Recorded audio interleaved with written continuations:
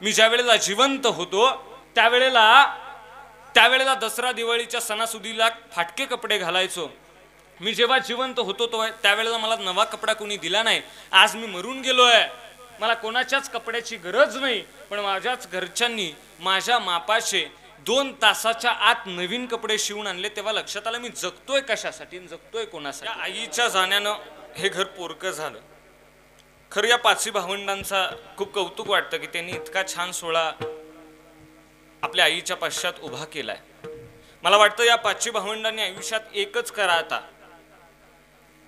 मला मगाशी लक्षात आलं सगळ्यांच्या बोलण्यातनं लोखंडे महाराज की आईची शेवटच्या श्वासापर्यंत एकच इच्छा होती, आयुष्यभर मी कष्ट केलंय, आयुष्यभर मी त्रास सहन केलाय, फक्त एकच माझा अट्टहास आहे, माझ्या पोटातनं माझ्या उदरातनं ज्या 5 लेकरांना जन्म दिलाय ना, ती 5 लेकरं गुण्या गोविंदानं राहिली पाहिजेत. आणि 5ही लेकरांना एक सांगतो आणि कीर्तनाला सुरुवात करतो, जर वाटलं ना कधी आपल्या आईच्या ऋणातनं मुक्त व्हायचंय तर तुम्ही आता आईसाठी नाही काही करू शकत, आता आईचे पाय नाही दाबू शकत, फक्त एकच करा. 5ही भावंड ज्या दिवशी या घरात गुण्या गोविंदानं राहतील, 5ही भावंडांच्या हसण्याचा आवाज ज्या वेळेला या घरात येईल त्यावेळेला खऱ्या अर्थानं त्या आईला कष्टाचं चीज झाल्याशिवाय वाटणार नाही. त्याच वेळेला कष्टाचं चीज झाल्यासारखं वाटेल. आयुष्यभर प्रपंचाचा गाडा मी ओढला पण त्याचं आज चीज झालं हे त्यावेळेलाच ती आई म्हणेल ज्या वेळेला 5ही लेकरांच्या हसण्याचा आवाज या घरात येईल. विठ्ठल प्रस्तुत अभंग सेवेकरता घेतलेला अभंग जगद्गुरु श्री संत नाथबाबांचा आहे. नाथबाबा प्रस्तुत अभंगातून उपदेश करतात मानवी जीवाने संसारात नेमकं राहावं कसं. मुळात गंमत अशी आहे, परमार्थाचं मार्गदर्शन करणारे अनेक आहेत, संसाराचं मार्गदर्शन कोण करत नाही. परमार्थ कसा करावा हे अनेक जण सांगतात, पण संसार कसा करावा हे कोण सांगत नाही. संसाराचे कुठं आजपर्यंत माझ्या बघण्यात तर क्लासेस नाहीत की भविष्यात संसार कसा केला पाहिजे, घर कसं चालवलं पाहिजे हे कोणी सांगत नाही. परमार्थाचं मार्गदर्शन करणारे अनेक आहेत, पुष्कळ लोक परमार्थाचं मार्गदर्शन करतात, पण संसाराचं मार्गदर्शन कोण करत नाही. त्याच्या पुढे जाऊन मला बोलायचंय, संसार सगळेजण करतात, परमार्थ कोणी करत नाही. पण मुळात गंमत अशी आहे, संसार आणि परमार्थ याचा संबंध असा आहे की ज्याचा संसार चांगला त्याचा परमार्थ चांगला. माझ्या संतांनी काय सांगितलंय, आधी प्रपंच करा नेटका, ज्याचा प्रपंच नेटका त्याचा परमार्थ नेटका. आधी प्रपंच नेटका झाला पाहिजे, आधी संसारातलं सगळं व्यवस्थित भागवता आलं पाहिजे. 10 बाय 10च्या खोलीतलं ज्याला भागवायला जमलं ना व्यवस्थित, त्यानं हुंबऱ्याच्या बाहेर यायचं मग जगत कल्याणाच्या गप्पा मारायच्या. ज्याला 10 बाय 10च्या खोलीत आपल्या घरात आपली सख्खी बायको सुद्धा शिव्या देते, हा म्हणजे मला तसं म्हणायचं नाही, बायको सख्खीच असली पाहिजे, पण ज्याला आपली सख्खी बायको सुद्धा शिव्या देते त्यानं जगत उद्धाराच्या वार्ता अजिबात करायच्या नाहीत, त्यानं परमार्थाच्या नादाला लागायचं. आधी घरातला व्यवस्थित भागवायचं आणि मग परमार्थाकडे यायचं. ज्याचा प्रपंच नेटका त्याचा परमार्थ चांगला. पण मुळात गंमत अशी आहे, संसार आणि परमार्थ यात 2 गोष्टी साम्य आहेत. या प्रपंचामध्ये व्यवस्था बघितली जाते आणि परमार्थामध्ये अवस्था बघितली जाते. एखाद्याच्या लग्नाला गेला तुम्ही तर आपण विचार काय करतो, नवरा कसा आहे, नवरी कशी आहे, हॉल कुठला आहे, जेवायला काय आहे, आमटीत मीठ आहे का, अशा मोकळ्या गप्पा मारतो. काय बघतो आपण, व्यवस्था बघतो. कार्यक्रमाला गेल्यानंतर बसायला गादी दिली का, माझा सत्कार केला का, व्यवस्था बघतो. संसारात व्यवस्था बघितली जाते, परमार्थात अवस्था बघितली जाते. कीर्तनाला आल्यानंतर आपण हे नाही विचारत कीर्तनकार बारक्या गाडीत आलाय का मोठ्या गाडीत आलाय, नाही, इथं अवस्था बघितली जाते. परमार्थ हा अवस्थेचा आहे, प्रपंच व्यवस्थेचा आहे. आणखीन त्याच्या पुढे जाऊन सांगू का, संसार करत असताना परिस्थिती चांगली असली पाहिजे आणि प्रपंच परमार्थ करत असताना मनस्थिती चांगली असली पाहिजे. पण मुळात गंमत एक अशी आहे, लक्षात घ्या मायबाप, संसारात परिस्थिती चांगली असल्यानंतर सुख समाधान आनंद मिळेल का नाही माहिती नाही, पण प्रपंचात आपल्याला परिस्थितीनं सुख मिळेल माहिती नाही, पण परमार्थातल्या मनस्थितीनं आनंद समाधान मिळाल्याशिवाय राहणार नाही. विठ्ठल विठाला विठाला विठाला परमार्थात मनस्थिती चांगली पाहिजे आणि प्रपंचात परिस्थिती चांगली पाहिजे. पैसा पाहिजे, संसारात पैसा पाहिजे. पैशाशिवाय काय होत नाही, पण नुसता पैसा असून चालत नाही. लक्षात घ्या, एक माणूस 30 लाखाच्या गाडीतनं उतरला आणि आपल्या 1 कोटीच्या बंगल्यात गेला. 30 लाखाच्या गाडीतनं उतरला बाबा, 1 कोटीच्या बंगल्यात गेला, बाथरूम मध्ये गेला, फ्रेश झाला, डायनिंग टेबल वरती बसला, बायकोनं चांदीचं ताट न वाटी काढली, जेवायला वाढलं, जेवायला सुरुवात केली, डायनिंग टेबल वरती बसला होता, भात खायला सुरुवात केली, पहिला घास खाल्ला, दुसरा घास खाल्ल्यानंतर त्याला दुसऱ्या घासात त्या भातात एक खडा लागला, कर्र दिशी खडा दाटाखाली आला.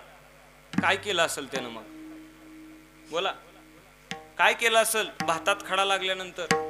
अहो काय माझ्याकडे बघताय, बायकोच्या 42 कुड्यांचा उद्धार केला त्यानं लगेच. काय आता तुम्हाला माहिती असेलच काय काय बोलता बायकोला.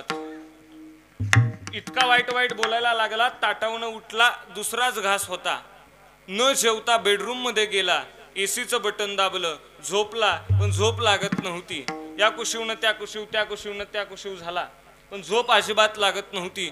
परिस्थिती चांगली होती, पण पोटात काही नव्हतं म्हणून झोप लागत नव्हती. पण लक्षात आलं, म्हटलं आजचं झालं, उद्या आषाढी वारी सोहळा आहे, आपण आता इथं नाही थांबायचं, उद्या वारी सोहळ्यात जाऊ. ठरल्याप्रमाणे उद्या लवकर उठला, अनुषा पोटीच तसाच वारीत चालायला लागला. वारीत चालता चालता चालता दुपारचा 20 आला, जेवायला बसला. जेवायला बसल्यानंतर त्या बिचाऱ्याचं नशीब इतकं फुटकं, पंगत सगळी एका बाजूला राहिली आणि त्याचा नंबर सगळ्यात कोपऱ्यात आला. आणि जी म्हणता वारं सुटलं. आता मला सांगा, त्या वारीत नका सगळ्यांनी बघायची काय गरज नाही त्याच्याकडं. विठ्ठल विठाला विठाला विठाला विठाला विठाला विठाला विठाला विठाला विठाला विठाला विठाला विठाला. परिस्थिती त्याची इतकी चांगली होती, 120 रुपये किलोचा आदल्या रात्री भात खात होता, पण आज वारीतल्या पंक्तीत बसला, तिथं 15 रुपये किलोचा तांदूळ होता, थोडीशी आमटी होती. जेवायला बसला, वारं सुटलं आणि सगळा शेजारचा फुफुटा उडून त्याच्या भातावर आला. पांढरा भात तांबडा तकड झाला, पण सकाळपासून भूक लागली होती, रात्री काय खाल्लं नव्हतं. मी तुम्हाला सांगतोय, संसारात त्याची परिस्थिती चांगली होती, पण वारी सोहळ्यात त्या दुपारीपर्यंत इतका नाचला होता, आतडी गोळा झाली होती. म्हणला काय नाही, तांबडा तर तांबडा, त्याच्यावरतीच आमटी ओतली आणि तसाच भात खायला सुरुवात केली. मला सांगा, तोच माणूस आहे जो आदल्या रात्री 1 खडा लागला म्हणून पात्रावनं उठला होता, आज भातावरती फुफुटा उडून सुद्धा खाल्ला. का तर आधी त्याची परिस्थिती चांगली होती तरी त्याला समाधान मिळालं नाही. आदल्या रात्री परिस्थितीनं काय झालं नाही, दुसऱ्या दिवशी त्याची मनस्थिती चांगली होती. परमार्थात मनस्थिती चांगली असली की समाधान आणि आनंद मिळतो. विठ्ठल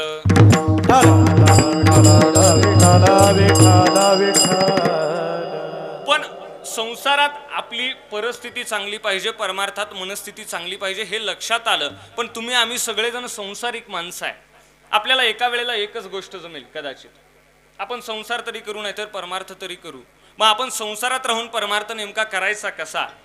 तर ऐका, नाथ बाबांनी सांगितलं की नेमकं करायचं काय, नेमकं कसं राहायचं. मुळात या समाजात 4 प्रकारची लोक आहेत. काही लोक फक्त संसार करतात, जन्माला येतात संसारच करतात. काही लोक फक्त परमार्थच करतात. काही लोक संसारात असतात, परमार्थ करतात, पण वेळ आली तर त्या संसाराकडे झुकतात. जाऊ द्या, वाऱ्यानं गेली तर अगरबत्ती लावा फक्त. विठ्ठल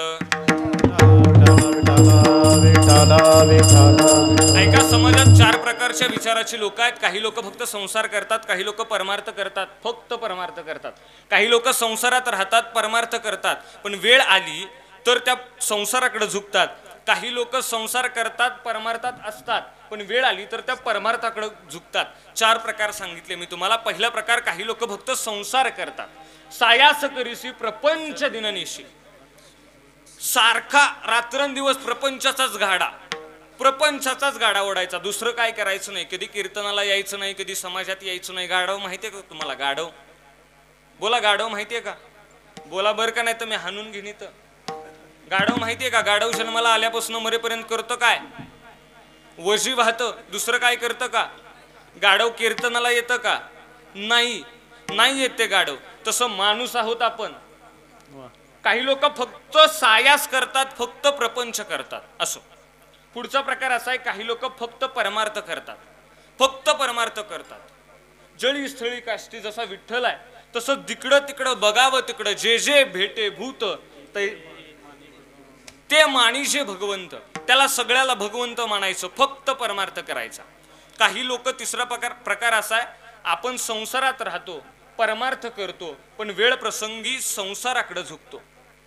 मला सांगा, आषाढी वारी सोहळ्याला जायचंय, पण पावसानं उघडीप दिली ना, असं वाटलं घात आलीये, आपण पेरणी करू का वारीला जाऊ? बोला, पेरणी करू. आपली गंमतच अशी आहे, आपण संसारात राहतो, परमार्थ करतो, पण वेळ आली तर संसाराकडे झुकतो. पण माझे संत तसे नाहीत बरं. माझे संत काय करतात? संसारात राहतात, परमार्थ करतात, पण वेळ आली तर ते परमार्थाकडे झुकतात. तुकोबरायांच्या आयुष्यात वेळ आली होती. तुकोबरायांच्या आयुष्यात वेळ आली होती. दुष्काळ पडला होता, लोक अन्न न करता करता मरत होती.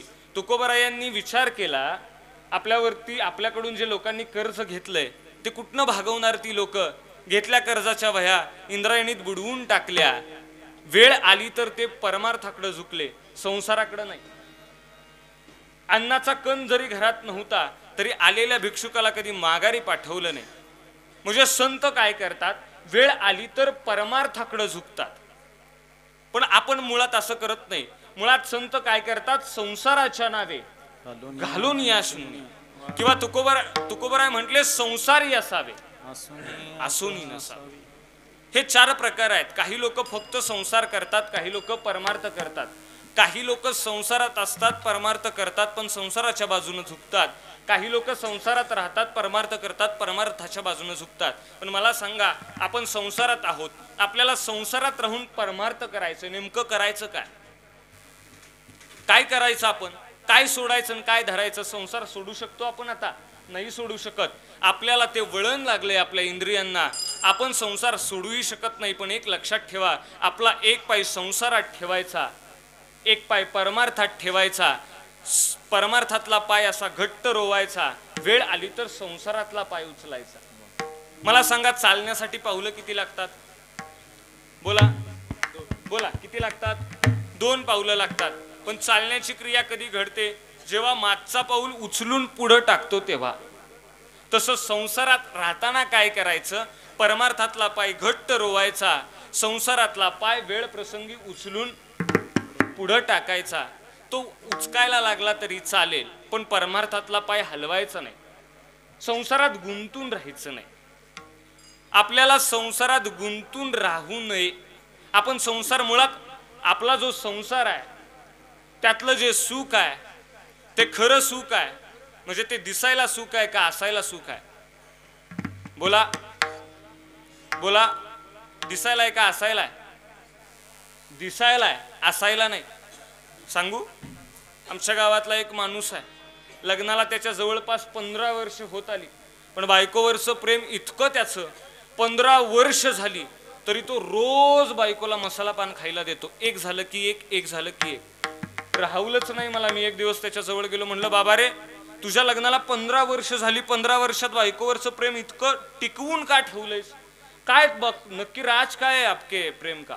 त्याला विचारलं मी, काय नक्की करतोस तू? नाही म्हणला, बाळा तुझं अजून झालं नाही म्हणून तुला माहिती नाही.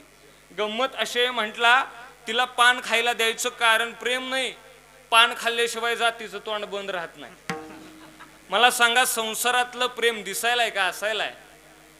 दिसायला आहे, असायला अजिबात नाही. माझे नाथ बाबा म्हणले, त्या नुसत्या दिसायला असणाऱ्या मृगजळासारख्या सुखाच्या संसारात तुम्ही गुंतून जाऊ नका.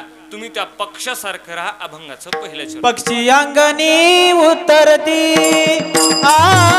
पक्षी अंगणी उतरती, पक्षी अंगणी उतरती,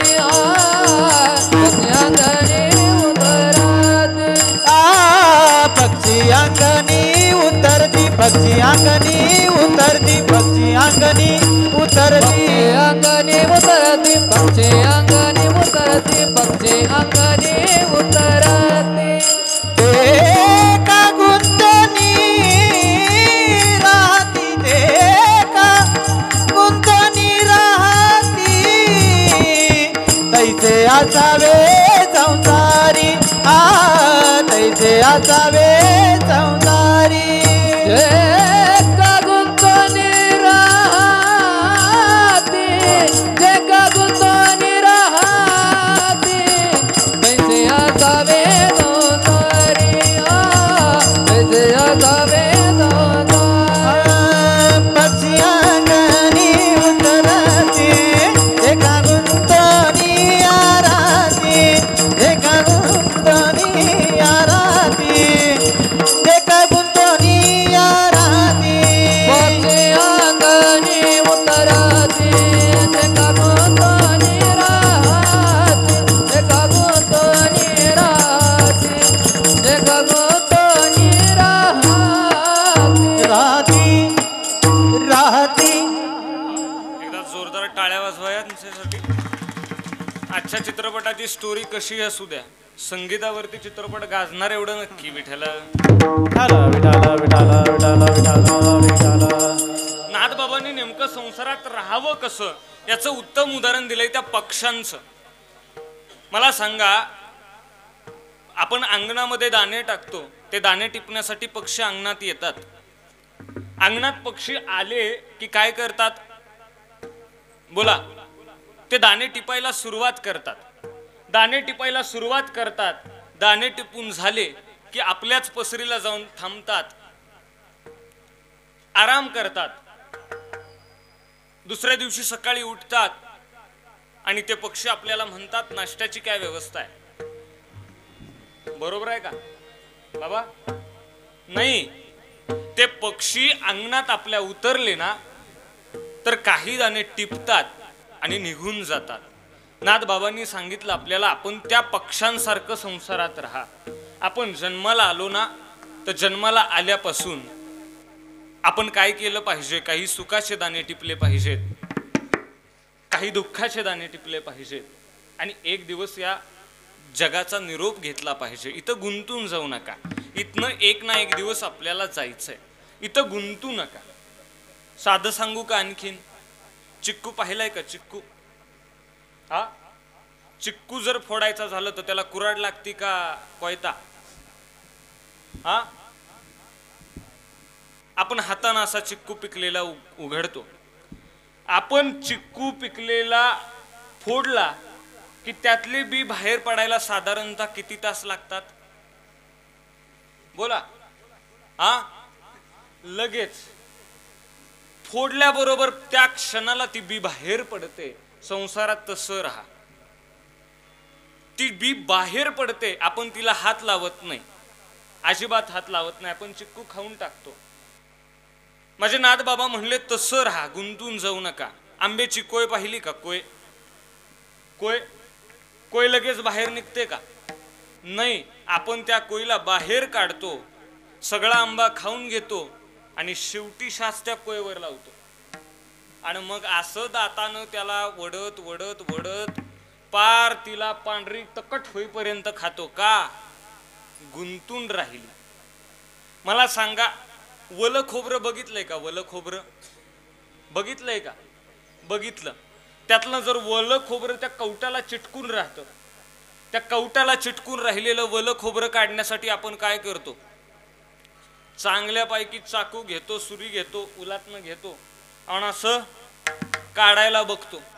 सगळं खोबरं काढायला बघतो, पण थोडासा एखादा तुकडा असतो, तो आपल्याच्यानं काही निघत नाही. मग ती आई त्या पप्याला हाक मारते, पप्या धर खोबरं. ते कवटा सकट चिकटलेलं जे खोबरं असतं ते पप्याला. मग पप्या काय करतो? अख्खं खोबरंची ती कवटा सहित तोंडात घालतो आणि असं दातानं त्या खोबऱ्याला वेगळं करतो.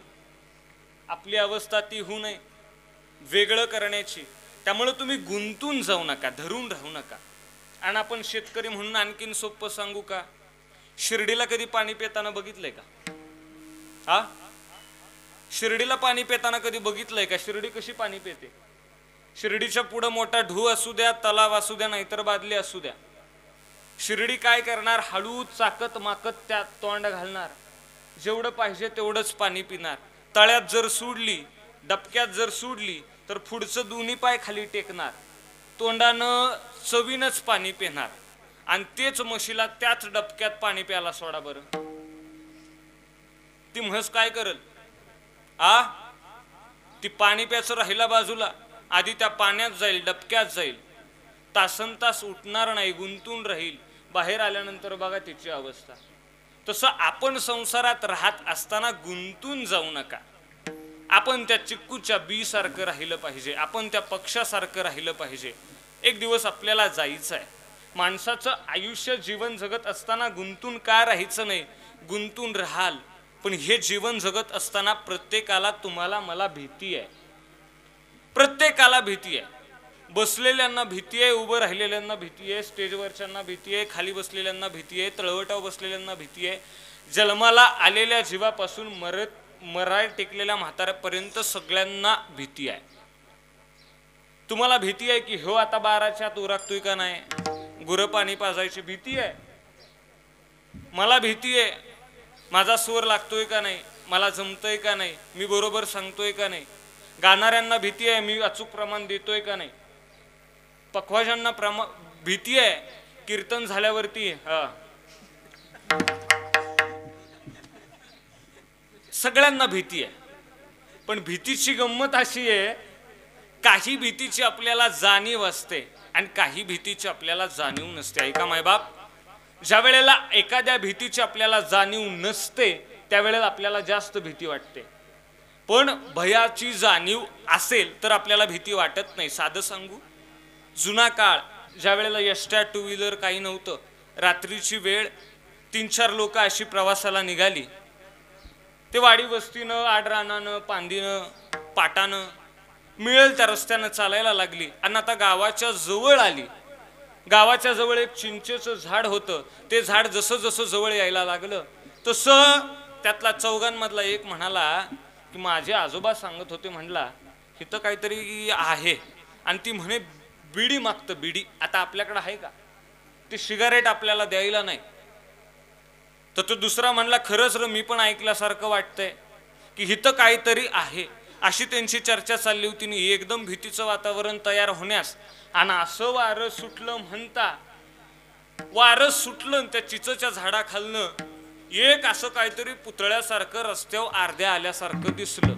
आधीच ही 4 जण भेदारली होती आणि ते जसं अर्ध्या रस्त्यावर बघितलं, पांढरं तकट होतं. चौघांची घाबरगुंडीत झाली. इतकी भिली ती 4 जण लाट लाट लाट लाट कापायला लागली. राम राम राम राम म्हणत म्हणत माघारी सरली. 12-12:15चा सुमार होता. रात्रभर तिथं थांबली. म्हणली अजिबात जायला नको पुढं. मी तुम्हाला सांगतोय, भीतीची जाणीव नसली की भीती जास्त वाटते.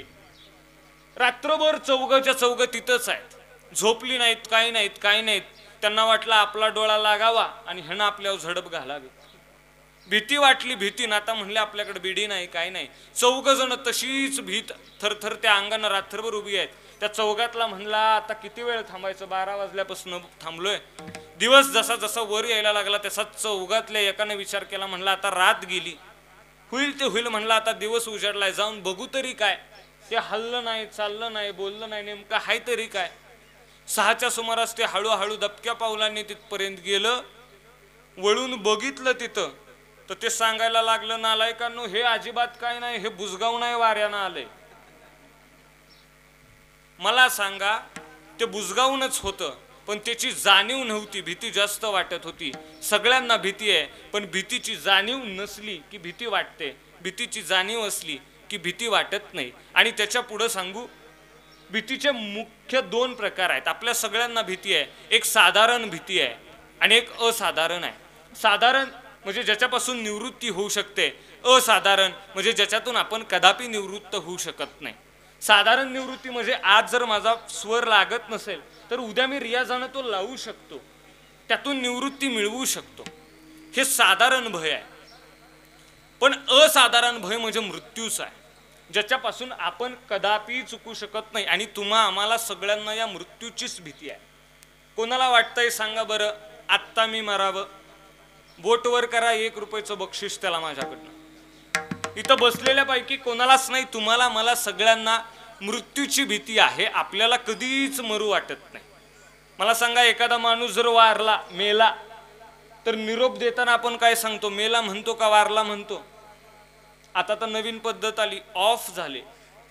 म्हणजे आपण ज्या मरणाचं नाव घ्यायला भीतो, ते मरण असाधारण भय आहे. ते आपल्याकडून कदापि सुटणार नाही. आपल्या सगळ्यांना मरणाची भीती आहे.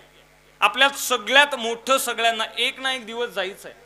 एक दिवस गायक जातील, वादक जातील, एक दिवस मी जाईन, सगळे टाळकरी जातील, बसलेल्यापैकी सगळे जातील. नवे नवे या गावातला, घाडगेवाडीतला प्रत्येक माणूस ना माणूस जाणार आहे, हे निश्चित आहे. असंच एका कीर्तनात मी सांगितलं, या गावातली सगळी माणसं मरून जाणार आहेत. एक म्हातारी उठली, कीर्तन झाल्यावर माझ्या तोंडावरनं कडाकडा सगळी बोटं मोडली आणि म्हणली, महाराज किती गोड बोलला, या गावातली सगळी मरणार पण मी नाही मरणार. म्हणली का? मी म्हणली चिंचळीस ना आली. आता घाडगेवाडीतली मरण चिंचळीतली काय राहिलो आहे? एक ना एक दिवस आपल्या सगळ्यांना मरायचं आहे. पण असाधारण दुःख जे मृत्यूचं आहे, ते भय फक्त तुम्हा आम्हा जीवाला आहे, अज्ञानी लोकांना आहे. ते मृत्यूचं भय त्या विद्वान लोकांना नाही, संतांना नाही. ज्याच्याजवळ विद्वत्ता आहे, ज्ञान आहे, त्याला त्या मृत्यूचं भय नाही. आपल्यात आणि संतांच्यात फरक इतकाच आहे, आपण त्या मृत्यूला भीतो आणि संत मृत्यूला नाहीत भीत, त्या संसाराला भीतात. ते संसारातल्या संसरणाला भीतात. माझे संत म्हणतात, किती वेळा जन्म यावे नित्य व्हावे भूषित. किती वेळा जन्माला यायचं?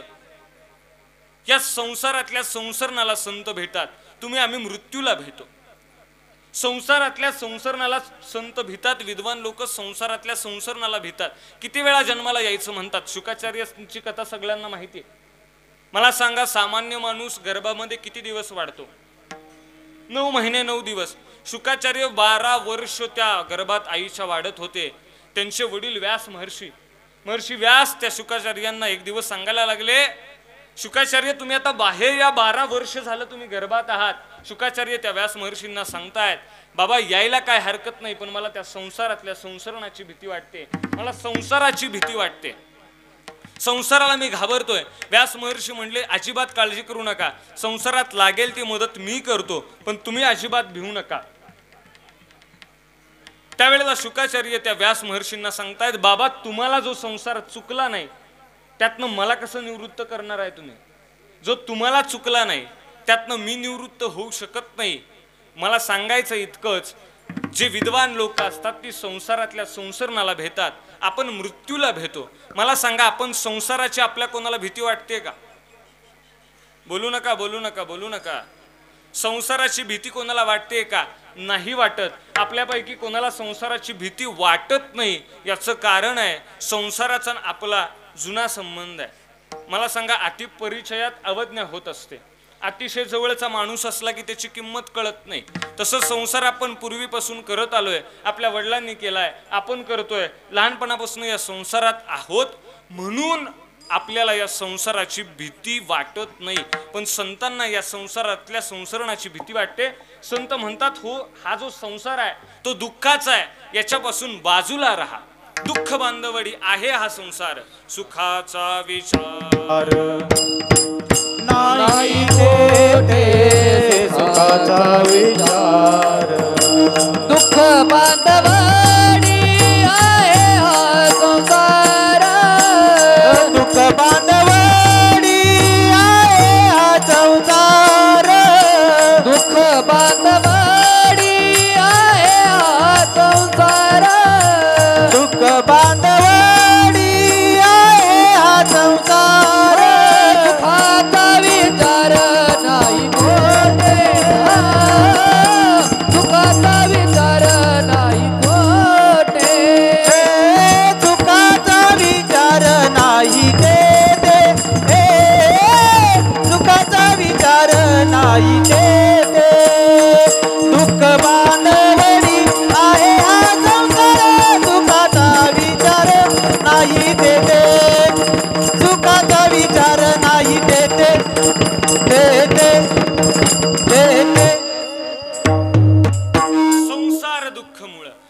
दुःखाचं मूळ म्हणजे संसार आहे. माझ्या नाथबाबांनी सांगितलं या संसारात अडकून राहू नका, संसारात राहायचंच ना तर त्या वस्तीकाराक्रमानं राहा. अभंगाचं तिसरं छंद. वस्ती कर वस्ती आला वस्ती कर वस्ती आला वस्ती कर वस्ती आला वस्ती कर वस्ती आला वस्ती कर वस्ती आला वस्ती कर वस्ती आला वस्ती कर वस्ती आला वस्ती कर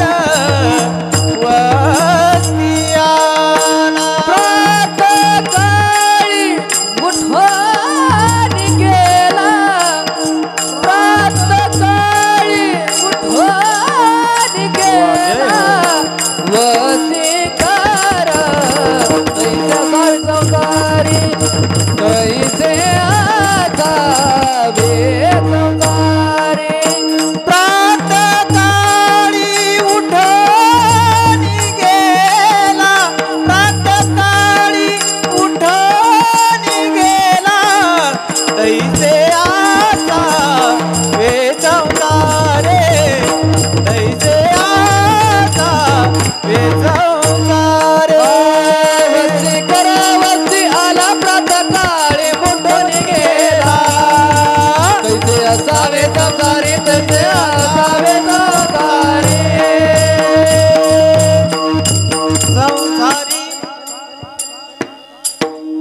संसारात कसं राहावं नाथबाबांनी दुसरा दृष्टांत देऊन सांगितलं. बाबांनो संसारात राहायचंय तर त्या वस्तीकाराप्रमाणे राहा. तो वस्तीकर काय करतो? तीर्थयात्रेला जाणारा एक वस्तीकर होता. तिन्ही सांज व्हायची वेळ आली. तिन्ही सांजेच्या वेळेला त्यानं एका घरासमोर तुळस बघितली. त्याला ज्या लक्षात आलं हे सांप्रदायिक घर दिसतंय. त्या घरात शिरला, हाक मारली आणि सांगितलं मला एक तांब्या भरून देता का? माझ्याकडे भाजी भाकरी आहे, तांब्या भरून द्या, मी जेवण करायला इथं ओट्यावरती बसतो. त्या घरातला जो माणूस होता तो म्हटला बाबा असं नका करू, ओट्यावरती काय बसायची गरज नाही, तुम्ही घरात या, माझी भाजी भाकरी तुमची चटणी भाकरी असं दोघांचं मिळून आपण सगळे मिळून जेवण करू. ठीक आहे. तो तीर्थयात्रेला जाणारा साधू घरात आला, जेवायला बसला, सगळ्यांनी मिळून जेवण केलं. आता त्या साधूनं सांगितलं मला एक काम करा, एखादं पोतं द्या, मी बाहेर वस्तीवरती ओट्यावरती झोपून जातो. तो माणूस म्हटला काय अजिबात गरज नाही, याची अजिबात गरज नाही. म्हटला वट्यावर झोपायची काय, आपलं एवढं मोठं घर आहे, एक काम करा तुम्ही पडवीला झोपा. मला सांगा तो साधू तो वस्तीकर त्या वस्तीला आला, तो तिथं झोपला पडवीला, तो काय करेल? परत दुसऱ्या दिवशी उठल्यावर काय करेल? हा, दुसऱ्या दिवशी उठल्यानंतर तो उठला, मस्तपैकी आंघोळ केली, नाश्ता केला आणि नाश्ता झाल्यावर म्हटला या गावचा तलाठी कुठे येतोय बरं, हे घरच मला नावावर करून घ्यायचं. असं होतं का? नाही.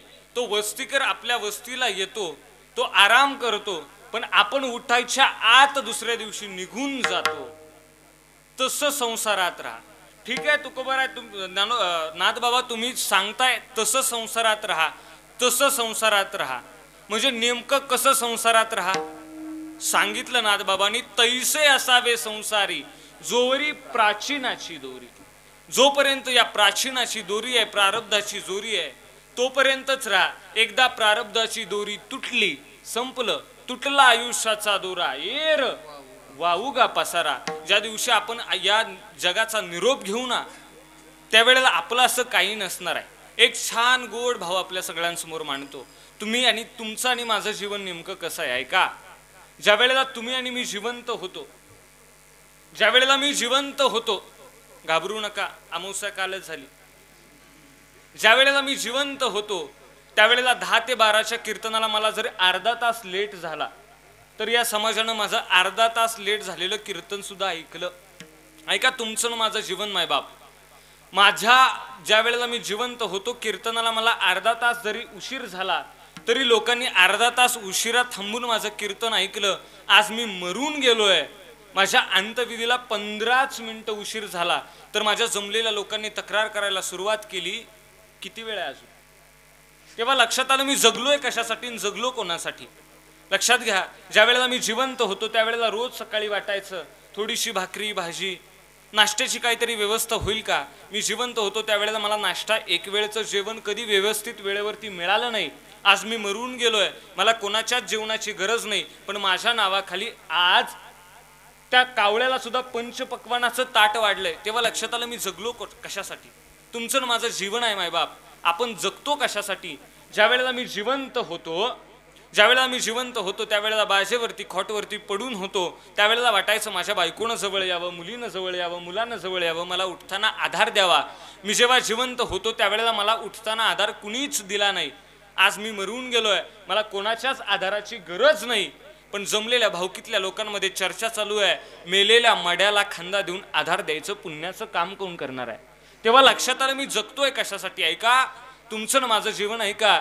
मी ज्या वेळेला जिवंत होतो त्यावेळेला दसरा दिवाळीच्या सणासुदीला फाटके कपडे घालायचो. मी जेव्हा जिवंत होतो त्यावेळेला मला नवा कपडा कोणी दिला नाही. आज मी मरून गेलोय, मला कोणाच्याच कपड्याची गरज नाही, पण माझ्याच घरच्यांनी माझ्या मापाचे 2 तासाच्या आत नवीन कपडे शिवून आणले. तेव्हा लक्षात आलं मी जगतोय कशासाठी, जगतोय कोणासाठी.